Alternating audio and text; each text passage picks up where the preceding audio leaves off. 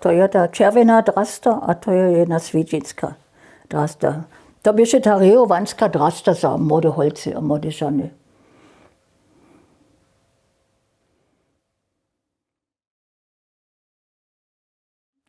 To je knjeni Edith Mitova, kotaž je potom dalej celý drastu za nas, za našu skupinu zešíva. A štož ona nosi, to je ta jedna wukonžovanská drasta, kotaž sú na vikach, aber do miesta chodili. Jo, Edith Mitova.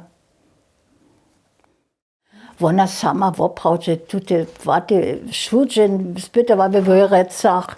Ja nem gdzie ta show była, ta nie mieliście żadną swójbu, a ja so woprawdźe tak zanorywa, za te šitša drasty, a nakupowała, pytała, gdzieś może nie sto kręć.